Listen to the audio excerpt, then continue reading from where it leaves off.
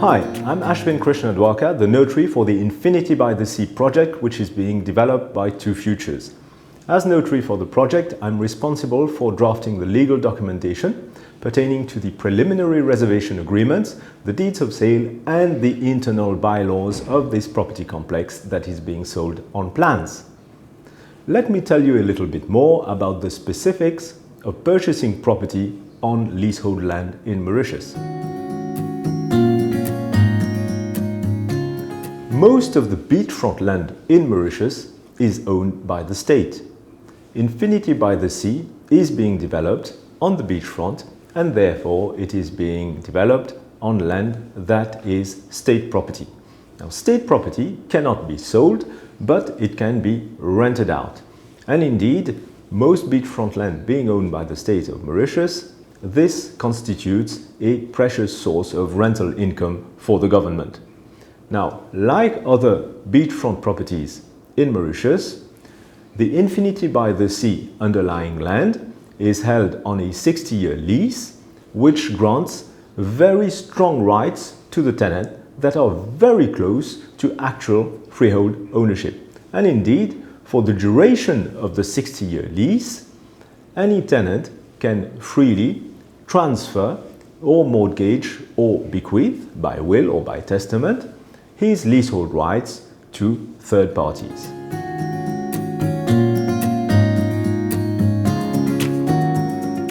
The Infinity by the Sea project is open to purchase by both Mauritian citizens and non-citizens.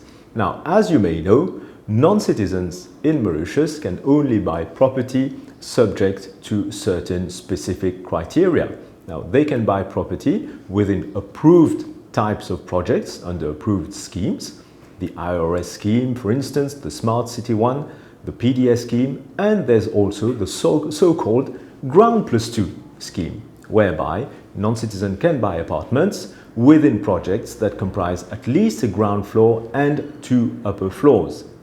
And obviously, any purchase within those schemes is subject to approval from the EDB, the Economic Development Board, which is the relevant authority in that case. Regarding the Infinity by the Sea project, well, it does qualify as a Ground Plus 2 project. The only difference with respect to other projects that you may have seen is the underlying leasehold land. Well, that is a minor difference. All that needs to be verified is that the lease itself does authorize the construction of Ground Plus 2 apartments for sale under the sale on plans regime. If you do decide to acquire within the Infinity by the Sea project, you will be, as a non-citizen, subject to the classic Ground Plus 2 regime, and you will indeed obtain an authorization from the EDB to lawfully purchase your apartment.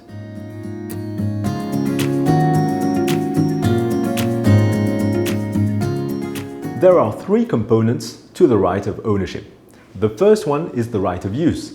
The second one is the right to raise finance or mortgage a property.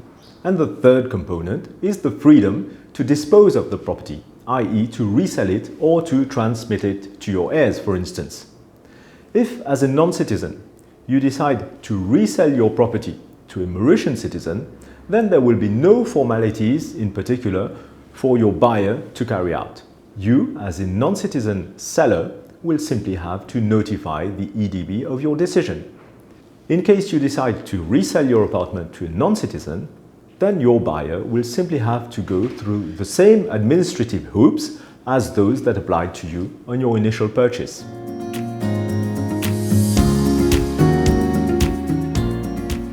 As owner of an apartment within the Infinity by the Sea project, you will automatically be a member of the Homeowners Association, or as we say in French, the Syndicat des copropriétaires.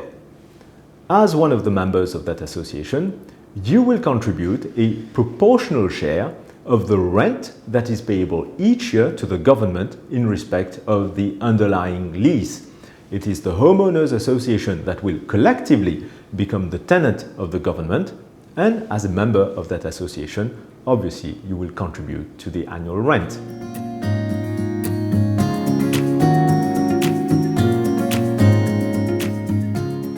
An obvious question that springs to mind in respect of the ownership of an apartment on leasehold land is evidently what happens after the 60-year term of the lease. Will the lease be renewed or not?